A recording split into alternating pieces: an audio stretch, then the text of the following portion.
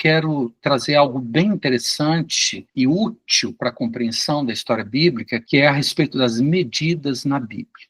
Medidas de tempo, entendendo as horas bíblicas. O dia de 24 horas, para o judeu, se inicia com a primeira hora da noite, isto é, às 18 horas.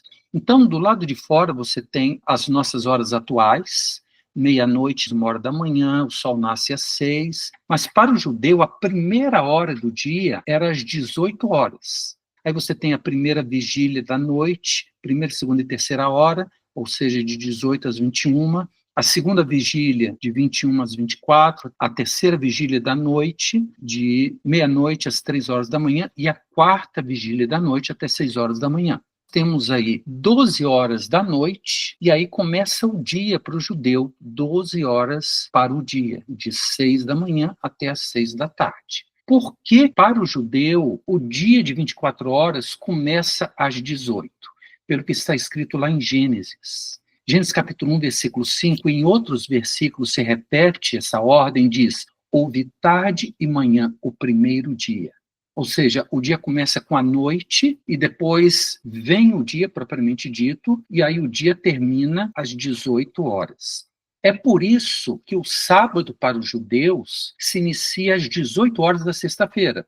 Então, o judeu, quando ele guarda o sábado, e até hoje os judeus ortodoxos lá em Israel guardam o sábado para eles se inicia às 18 horas da sexta-feira e vai até às 18 horas do sábado.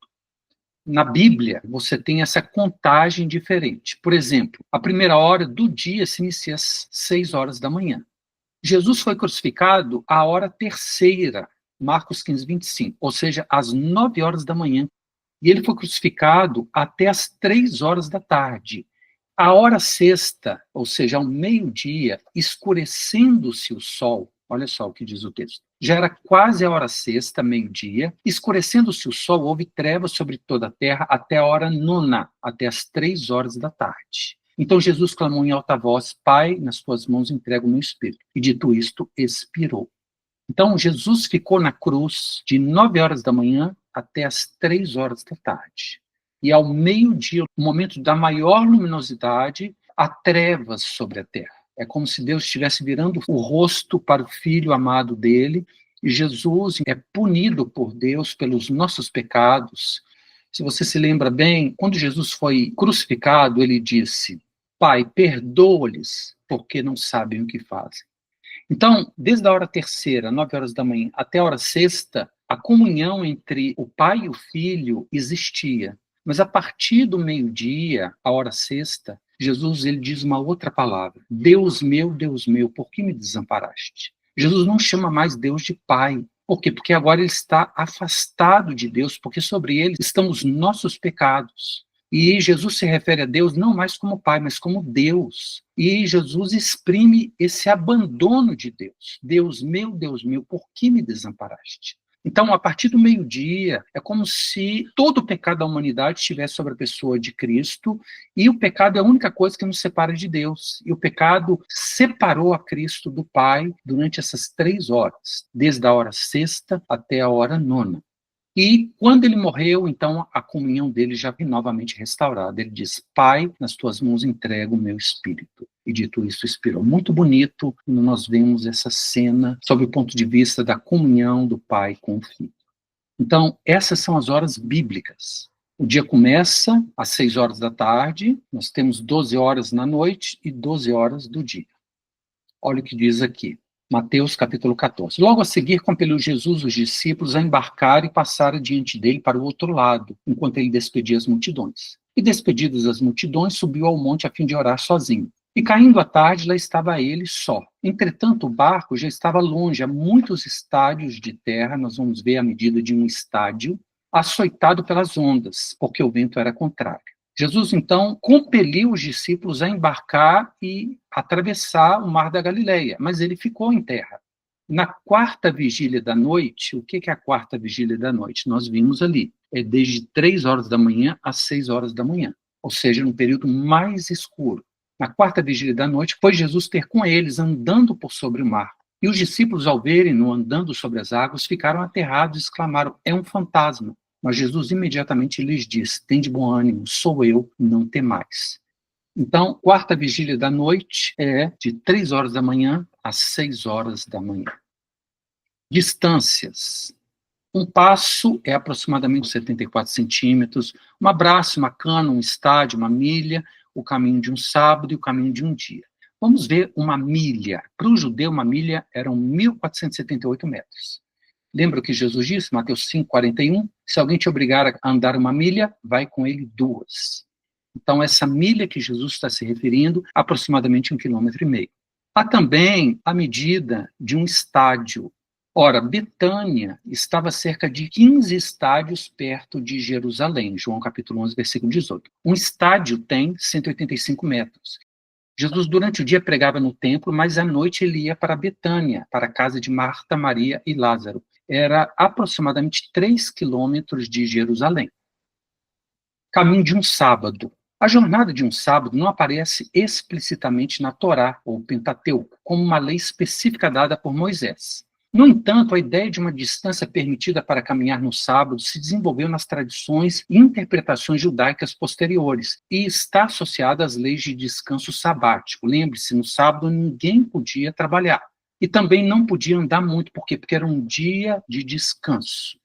A base para essa proibição está no versículo de Êxodo 16, 29, onde é mencionado que o povo não deveria sair das suas casas no sábado. Vejam que o Senhor deu o sábado a vocês, por isso no 6º dia ele dá pão para 2 dias. Cada um deve ficar onde está. Ninguém deve sair do seu lugar no 7º dia.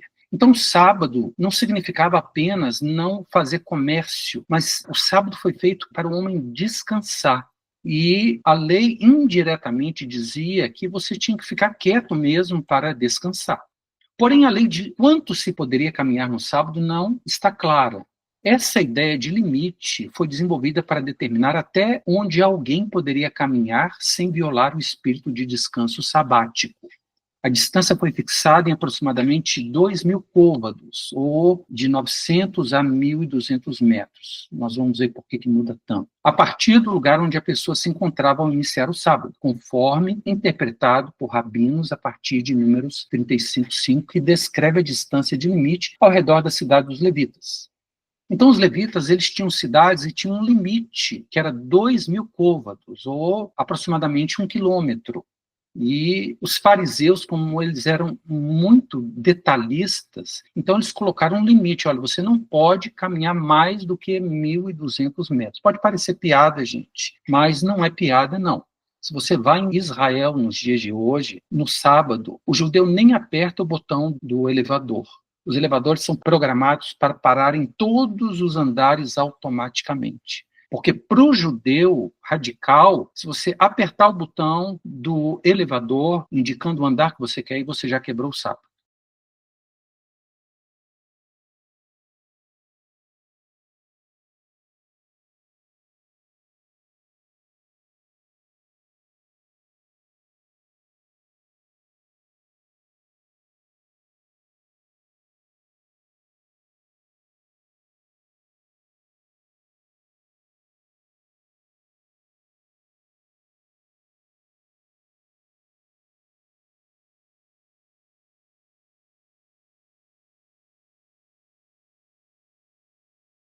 E é isso que Jesus repreendia fortemente eles. Ele diz o seguinte: olha, vocês coam um mosquito e deixam passar o camelo.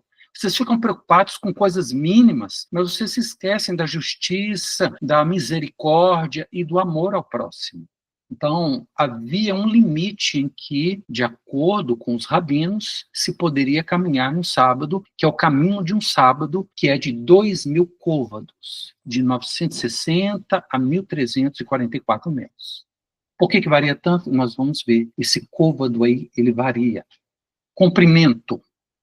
As medidas do mundo antigo eram bastante imprecisas se comparadas com sistemas métricos atuais. Não existia uma referência universal nem instrumentos de precisão. No caso das medidas lineares, o padrão utilizado eram as partes do corpo humano. Como a altura e as dimensões de cada grupo humano variam, é natural que fossem diferentes entre os povos. Então, o que é um côvado? É a distância entre o dedo médio e o cotovelo. Para uma pessoa é 44 centímetros, para outra é 50, para outra é 55. Então, uma média é de 48. Um palmo é de 24 centímetros, desde o dedo mínimo até o polegar. A mão é ali a grossura, no qual os 4 dedos estão inseridos. E o dedo é aproximadamente 2 centímetros. Então, as medidas do mundo antigo não eram exatas. O côvado, a medida mais mencionada no Antigo Testamento, era a distância entre o cotovelo e a ponta do dedo médio. O côvado mesopotâmio era diferente do hebreu, que era diferente do egípcio. A medida podia variar de 38 a 56 centímetros. Sem tabelas oficiais, na prática, os arquitetos e engenheiros tomavam medidas a partir do seu próprio braço para definir as proporções de suas obras. É por isso que a caminhada de um sábado aqui, de 2.000 côvados, nós não podemos dizer exatamente quantos metros era. Era de 900 a 1.300 metros, porque a unidade côvado dependia muito da pessoa que a estava utilizando.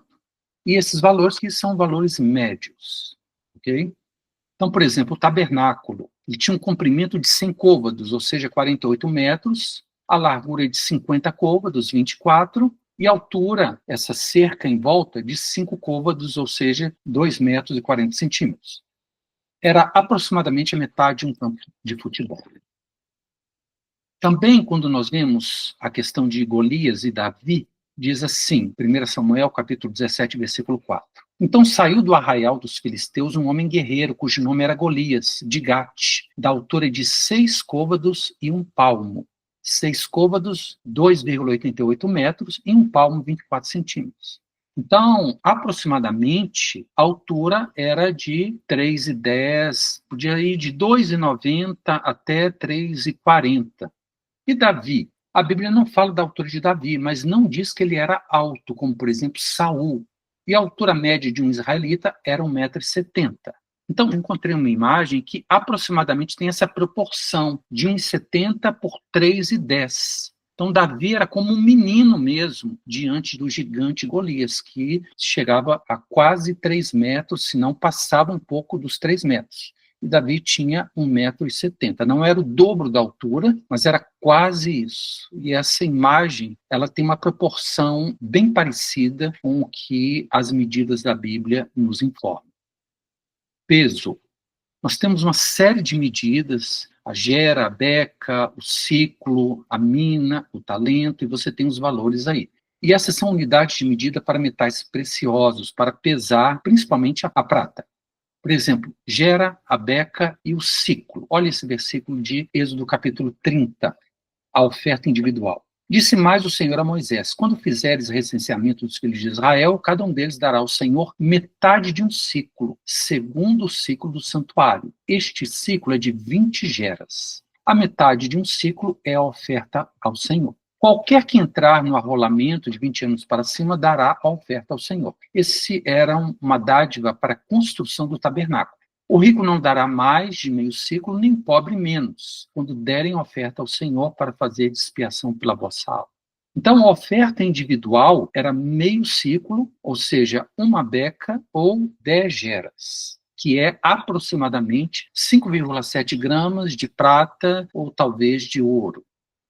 Trazendo para valores atuais, era aproximadamente R$ 140 por adulto. Essa era a oferta individual que todo israelita adulto tinha que dar para a construção do tabernáculo. Outro exemplo aqui, o tabernáculo. Diz assim, Êxodo 38, 24. Todo o ouro empregado na obra, em toda a obra do santuário, a saber, o ouro da oferta, foram 29 talentos e 730 ciclos, ou shekels, segundo o ciclo do santuário. 29 talentos são 991,8 quilogramas e 730 ciclos, 8,3 quilogramas. Então, aproximadamente 1 tonelada de ouro foi utilizada para a construção do tabernáculo, aquela tenda pequenininha. Imagina o templo de Salomão, que era tudo revestido de ouro. Era uma coisa quase que incalculável o valor em ouro que foi gasto no templo de Salomão, porque naquela pequena tenda no tabernáculo se gastou 1 tonelada de ouro. Medidas de capacidade.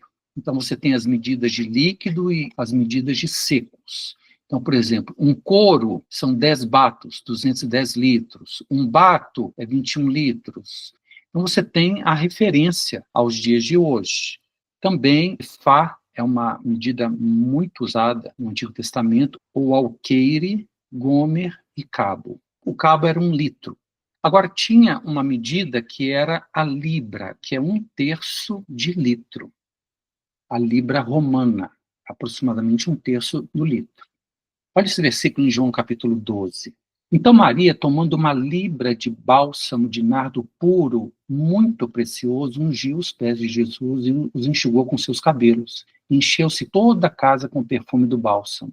Mas Judas Iscariotes, um dos seus discípulos, o que estava para traí-lo, disse: por que não se vendeu este perfume por 300 denários e não se deu aos pobres? Nós vamos ver o valor de um denário.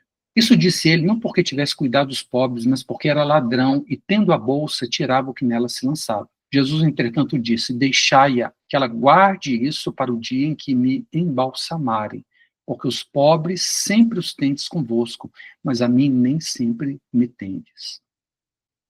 Uma libra de nardo puro custava 300 denários, ou seja, 300 dias de trabalho, aproximadamente R$ 21.000, baseado no salário mínimo dos dias de hoje. Então, imagina, a Maria, que era irmã de Marta e de Lázaro, eles eram uma família simples. E ela amava tanto ao Senhor que ela deve ter pegado todas as suas economias e comprado um perfume que 1/3 de litro custava R$ 21.000. E ela derramou isso sobre a cabeça de Cristo. Alguns dizem que, em agradecimento, depois de Cristo ter ressuscitado o irmão dela, Lázaro. Então, ela, movida por amor, ela deve ter pegado todas as suas economias para comprar um pequeno frasco de bálsamo de nardo puro e derramar sobre a cabeça de Jesus. E isso serviu para o seu sepultamento. Ou seja, durante os 3 dias que o Senhor ficou no túmulo, o corpo dele estava ungido com esse perfume, então ele não se deteriorou.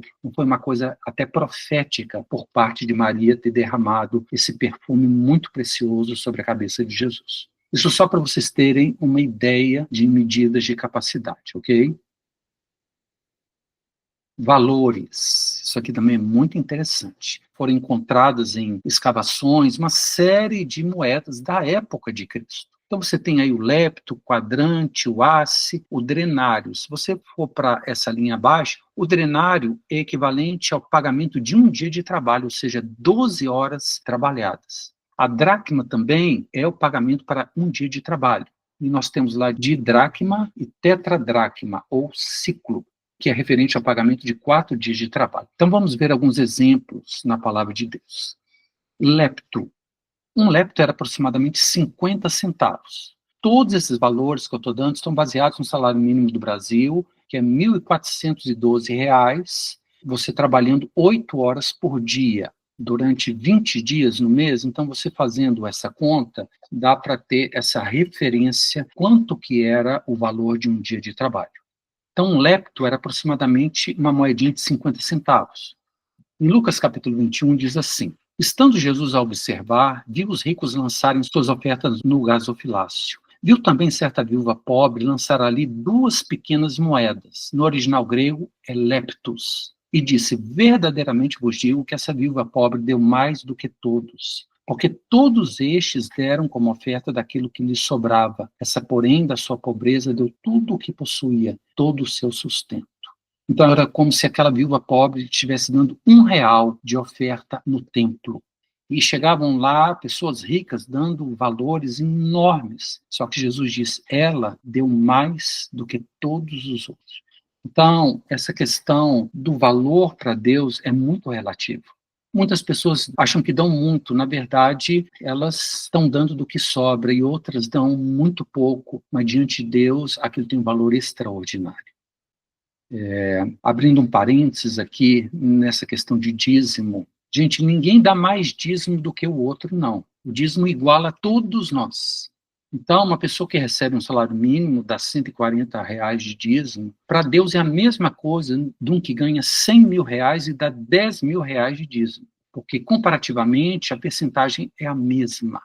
Então, nós precisamos compreender que Deus, ele vê de maneira diferente essa questão das riquezas, e esse é um exemplo muito significativo dessa viúva que deu 2 pequenas moedinhas no gasofilácio do altar ou do templo. Um quadrante era aproximadamente R$ 1.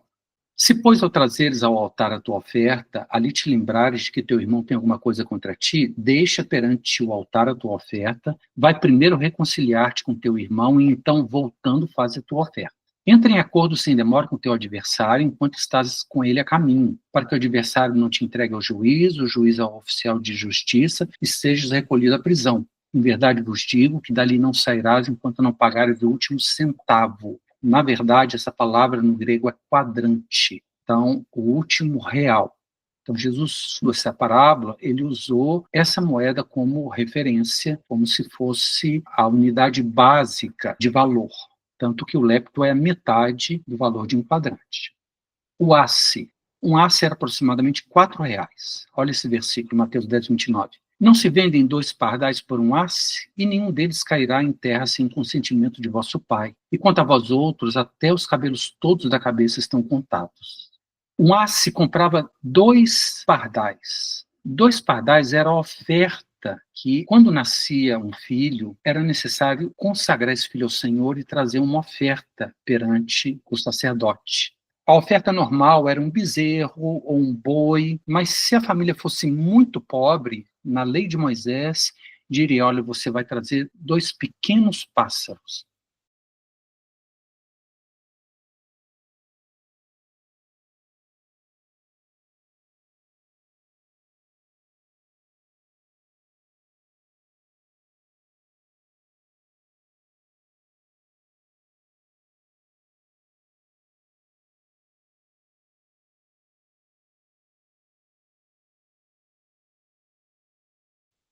E o valor em que se vendia 2 pequenos pardais para oferta, consagrando o filho a Deus, as famílias pobres, era aproximadamente R$ 4.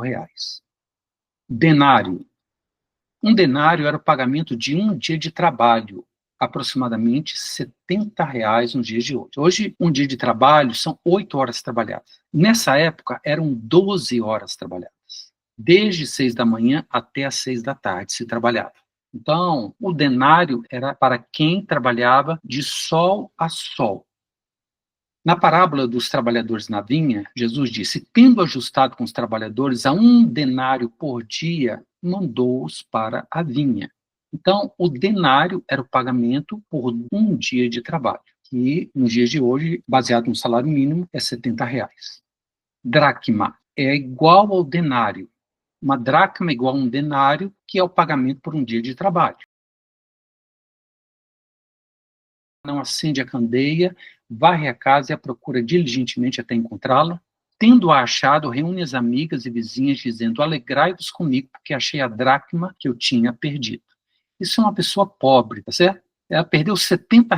Para ela, aquilo faz uma diferença imensa. E então a dracma é usado nesse contexto de uma mulher que tem 10 dracmas e perde uma. Ou seja, ela trabalhou 10 dias e ela perdeu o pagamento de um dia inteiro de trabalho. De dracma. Era igual a 2 dracmas ou pagamento de 2 dias de trabalho. Mateus 17:24 diz: tendo eles chegado a Cafarnaum, dirigiram-se a Pedro os que cobravam o imposto das 2 dracmas e perguntaram: não paga o vosso mestre as 2 dracmas? Então, havia um imposto que todo judeu deveria pagar para o Império Romano, que era de 2 dracmas, ou aproximadamente R$ 140. Agora, nós temos a tetradracma, ou ciclo. Uma tetradracma é igual a um ciclo, que é igual a um estáter. 4 dias de trabalho, aproximadamente R$ 280. Dando sequência a essa história aqui, desse versículo, que perguntaram a Pedro se o mestre não pagava o imposto das 2 dracmas, Jesus então respondeu: mas para que não os escandalizemos, vai ao mar, lança o anzol, e o primeiro peixe que fisgar, tira-o, e abrindo-lhe a boca, acharás um estáter. Toma-o e o entrega-lhes por mim e por ti. Ou seja, 2 dracmas por pessoa. Jesus está falando: olha, você vai achar uma tetradracma e você vai pagar para você e para mim. Então, a palavra é stater, que é a mesma coisa de ciclo ou tetradracma. São apenas referências para a gente ter uma ideia do que eram esses valores na época de Cristo. Agora nós temos a dracma aí, que é R$ 70, mas nós temos a mina, que eram 100 dracmas, correspondente a 100 dias de trabalho. E esse valor é usado na parábola das 10 minas. Certo homem nobre partiu para uma terra distante com o fim de tomar posse de um reino e voltar. Chamou 10 dos seus servos e confiou-lhes 10 minas, e disse-lhes, negociai até que eu volte. Ou seja, esse senhor deu R$ 7.000 para cada um dos seus servos, esperando que os servos investissem aquilo, e quando ele voltasse, ele teria um valor maior.